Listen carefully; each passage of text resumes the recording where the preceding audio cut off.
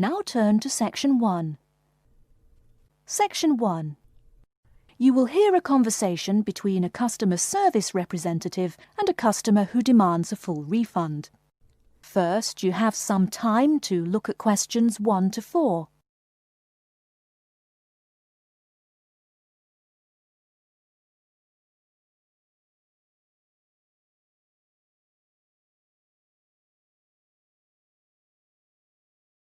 You will see that there is an example which has been done for you. On this occasion only, the conversation relating to this will be played first. Hello and welcome to Under Pressure Enterprises Customer Service Department. This is Kelly. How may I help you? Yes, I'm calling about one of your rice cookers I just purchased. The customer says that he is calling about one of the rice cookers he just purchased. So, rice cooker has been written in the space. Now we shall begin. You should answer the questions as you listen, because you will not hear the recording a second time. Listen carefully and answer questions 1 to 4. Hello and welcome to Under Pressure Enterprises Customer Service Department. This is Kelly. How may I help you?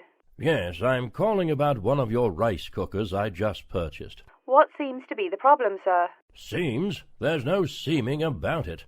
The blasted thing shoots hot steam all over the place, that's what. It nearly scalded my hand when I went to open it. Why, it could have killed the cat or something. It could have exploded and killed my wife and me. Sir, please calm down. As long as the steam escapes the cooker, it won't explode. So you're telling me there's no problem? Are you calling me a liar? Sir, no one is calling you a liar. Yes, so I demand a full refund. Under Pressure will be happy to refund your money, sir. Now, I just need some basic information. Okay. Sorry, I do tend to get a little hot under the collar. My wife tells me to slow down. So, what do you need to know? Sir, don't worry. I just need to ask you the model number of the cooker. Where are my glasses? Here. Let's see. It's R242. R242. Okay. And how much did you pay for the product? £89.99. It was on sale, I guess I should tell you. Thank you, that's honest of you. Now, where did you buy the cooker? Which store and which branch? At that big Electric Life appliance store downtown. The city centre branch? That's the one. And you say the problem is that the steam escapes? Yes, it does. No problem, sir. If there's steam escaping, clearly the cooker is broken or defective. So we have an R242 cooker with an escaping steam problem. It was bought from Electric Life City Centre branch for $89.99. Is that correct? Yes, that is correct. Oh, I nearly forgot. When did you buy the cooker? Just as soon as my wife got the crazy idea she'll live longer if she stops eating good English food, roast beef and mash. No, all she says she wants is rice and vegetables and sauces you'd not soak your feet in. Before you hear the rest of the conversation, you have some time to look at questions 5 to 10.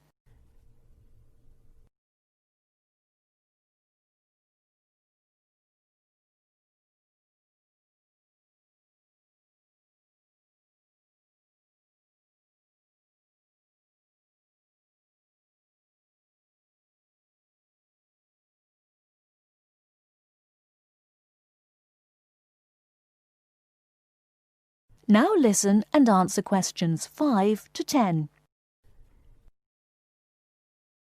Sir, when did you buy it? Oh, there I go again. Let's see. We bought it just 6 months ago. We hardly use it either. But 6 months? Is that too long? I mean, for the warranty? Very well. That's well within the warranty period. Now, what's your name and address? Name and address? What for? Sir, it is company policy. If you want your money, you must inform me. Money, you say?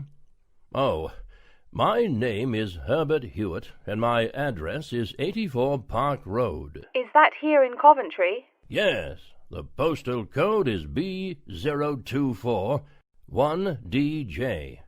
But I don't think sending things in the mail is very secure or very efficient. I mean... Don't worry, Mr. Hewitt, don't worry. We can credit the money to your credit card. You do have one, don't you? Yes, that's how we paid for the cooker. Oh, yes. We still have the number on the computer. I only need to ask your card's expiry date. I'm afraid I never give that sort of information out. I mean, once you have that, anyone could go charging things and... Sir, I said your expiry date, not your card's password. Oh, yes. Foolish me. Of course, you didn't say password. Let's see. That will be April 2008. April 2008. Very well. Your card still has nearly 2 months left to go. We'll get that refund right to you, probably by 5 o'clock this evening. You had better. If I don't get my money... Wait. Yes, I know I'm losing my temper again. I really am sorry. I haven't had my medicine today. And, sir, just one more question for our records. How often do you go shopping at the city centre branch? Oh, well, it's hard to say. I suppose maybe once a month. But I can tell you this. If I don't get my refund, I'll never shop there again. Oh, I think it's time to start looking for another job. That is the end of section 1. You now have half a minute to check your answers.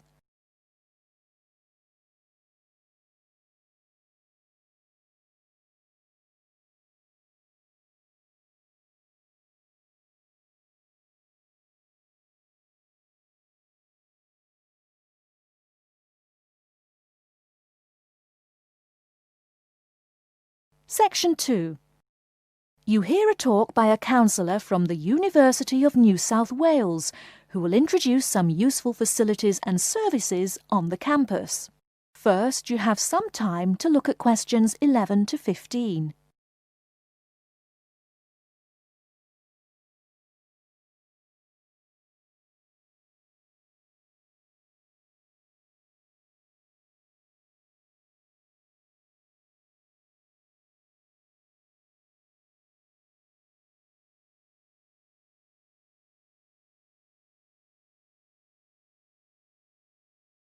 Now, listen carefully and answer questions 11 to 15.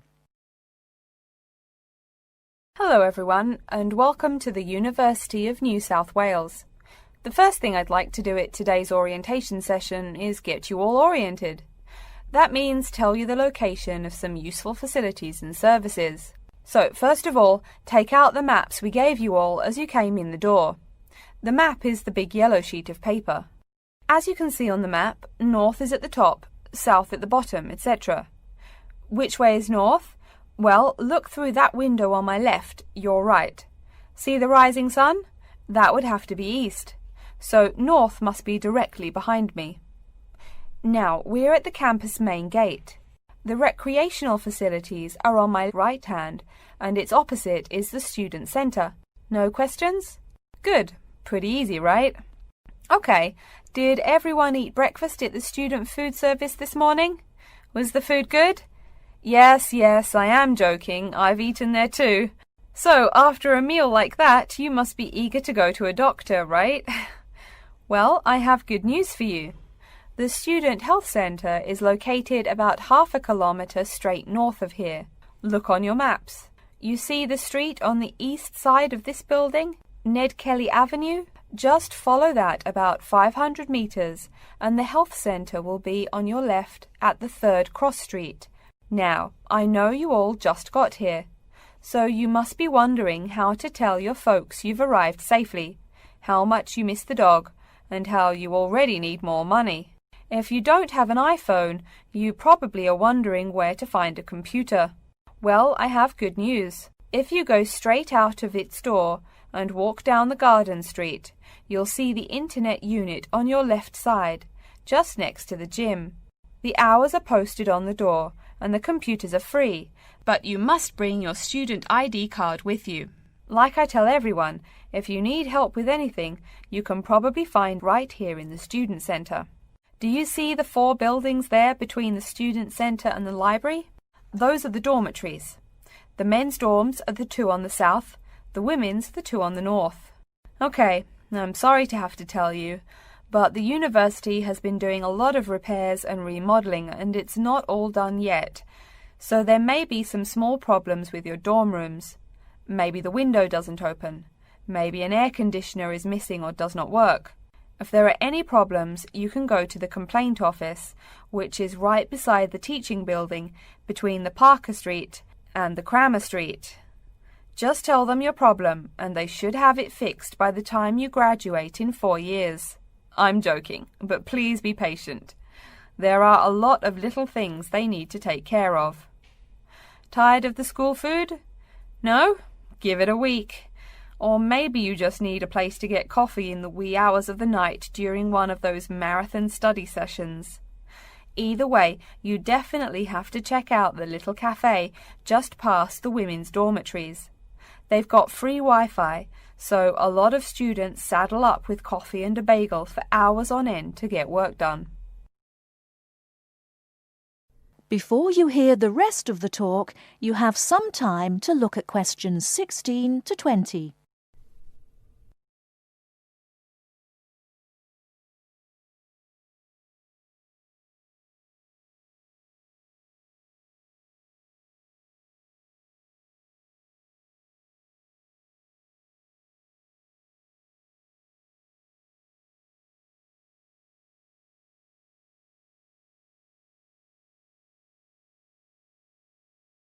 Now listen and answer questions 16 to 20.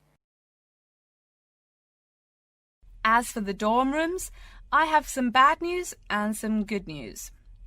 The bad news is the rooms are small and you'll probably be sharing space with at least 3 other students. The good news is that each room has its own bathroom. What's good about sharing a bathroom with 3 strangers? Good question. Okay, call it bad news and worse news. Hey, maybe try this for good news. Each dorm has a kitchen. If you want to make snacks or meals, you can do it there. You can buy food containers at any campus convenience store, so you can store your food in the kitchen. But a word of warning, you should definitely write your name on your food containers. Sad to say, there are food thieves among your fellow students. Speaking of thieves, a word about security. I mean, this is Australia, and we do get drunken bush rangers wandering onto campus. Each of you will be given a key for your dorm room. Don't lose it. You have to pay for any replacement and fill out a bunch of papers too. Red tape, huh? Your key does not work for the front door of your dorm, however. To the right of each door, there's a keypad with numbers. When you move in, they will tell you the code you use to enter the door. Please do not tell the code to people who do not live in the dorm. Let's see. Have I forgotten anything? Oh yes, most of you are not rich, correct? So when your clothes get dirty, you can't just throw them away and buy new ones. That means you have to learn to do laundry. Or, men, that means you have to hurry up and get married. If you decide to wash those clothes and not get married, there are laundries in each dorm. Where? Oh, I almost forgot to tell you. The laundry for each dorm is in the basement. Some real good news this time if you're a student, it is free. You do have to buy your own soap, however. The laundry closes, by the by, at 11:30. And now that I've mentioned 11:30, please remember, the dorm doors are locked at 11:30 p.m. Your code will not work. If you want to get in, you'll have to call the night watchman. Don't worry, you can get that number at the dorm office. Yes, the dorm office and the complaint office are the same office. All right then. Before we continue, are there any questions? That is the end of section 2. You now have half a minute to check your answers.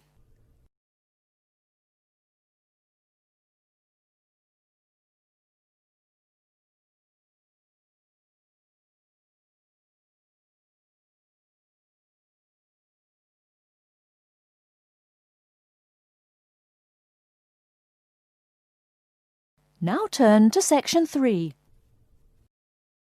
Section 3. You will hear two students called Betty and Bruce talking to Professor Dundee about their own presentation. First, you have some time to look at questions 21 to 24.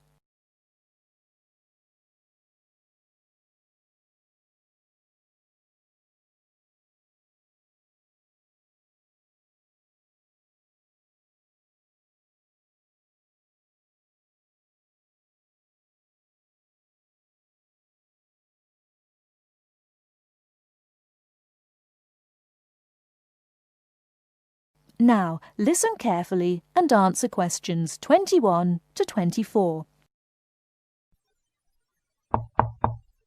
Come in. Professor Dundee, we're ready to make our presentation.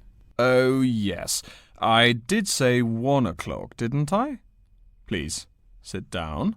So, who goes first? Bruce? Or you, Betty? I guess I could. Bruce is always a little shy. Not after he's had a lager for lunch, eh, Bruce?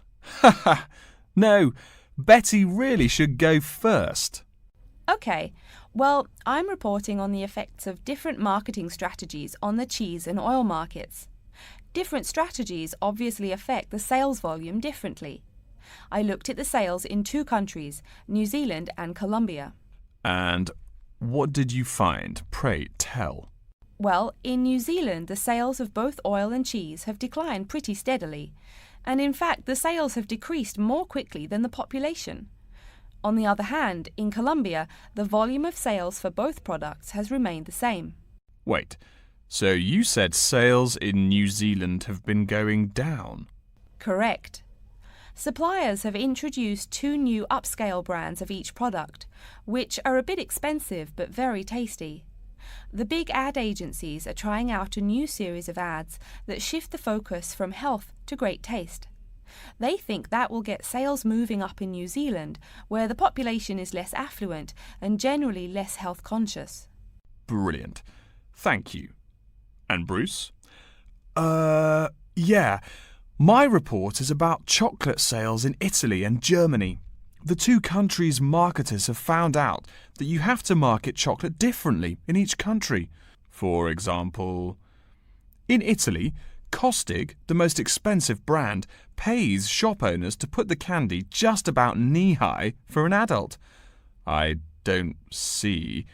For little kids, that's about eye level. That bright red candy is the first one they see, so they buy it. Even better, they start telling their moms to buy it too. So, you mean... Well, I mean, in Italy, if you locate your product at the right location of shelves, sales do great. They say it doesn't matter much what brand of chocolate you're selling. As for Germany, das Land der Schokolade. Huh? That's German. It means the land of chocolate. Germans love the stuff, so people make a joke and call Germany that. Oh, right. So, you were saying? Well, like you pointed out, Germans love chocolate, but they're thrifty. For a long time, the biggest selling brand was Schmutzig, mostly because it was the second cheapest, but didn't taste too bad. Before you hear the rest of the talk, you have some time to look at questions 25 to 30.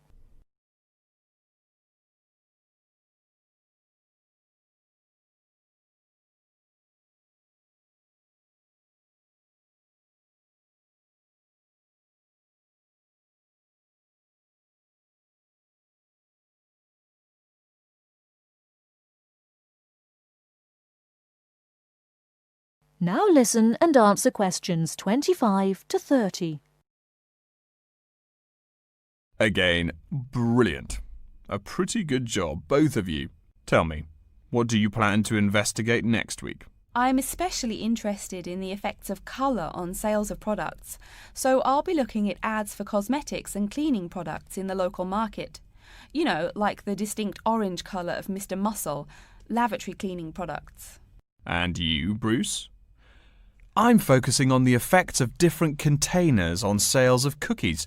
so I'm going to look into packaging for cookies and how the materials they use will affect the image, and in turn, sales. You know, most containers are paper, but some expensive cookies come in metal boxes. The shiny metal boxes catch people's attention, and the image remains in the memory longer.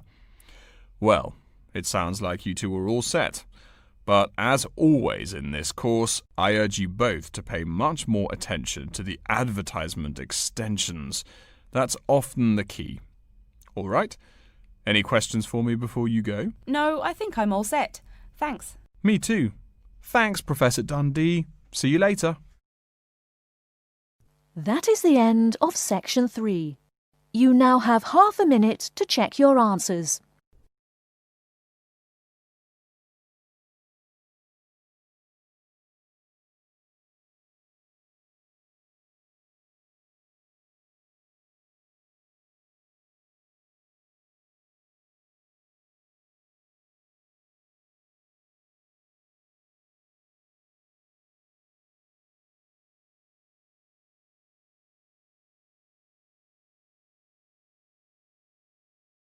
Now turn to Section 4.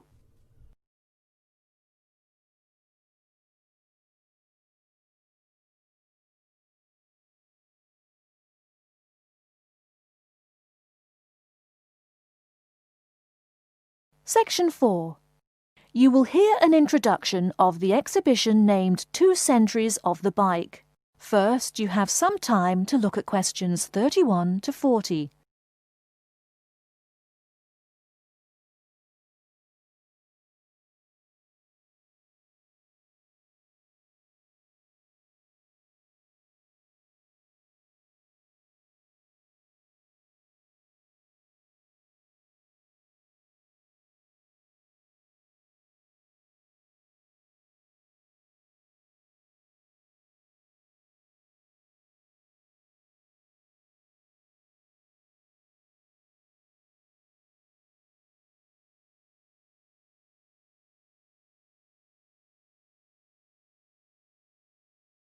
Now listen carefully and answer questions 31 to 40.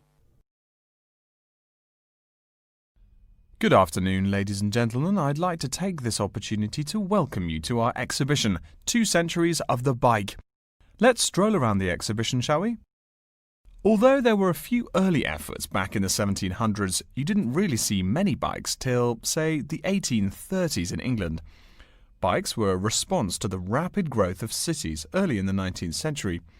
Cities like London were getting too big to walk across. The early bike let people travel with less effort than walking. Plus, a bike was a lot cheaper than a horse. Think of it. No one invented a bike for, 5,000 years of human history. Why did people do it then? Probably because this was the start of the machine age. People wanted machines to do all the work. There were some drawbacks, however. For one thing, there were no pedals. You simply pushed yourself along using your feet, kind of like today's skateboard. That meant you went fairly slow, and uphill you actually worked harder, pushing that two-wheeler. Plus, the wheels were made of wood covered with metal, as you can see from this model. So the downside was that the ride was quite uncomfortable on most roads. Only a few gadget lovers had or used them. By the 1860s, though, improvements were being made. As you can see from this specimen, metal frames had become the rule. They are more durable than wood, and they don't warp in the rain. The biggest improvement, however, was the development of the chain and sprocket system. They are connected.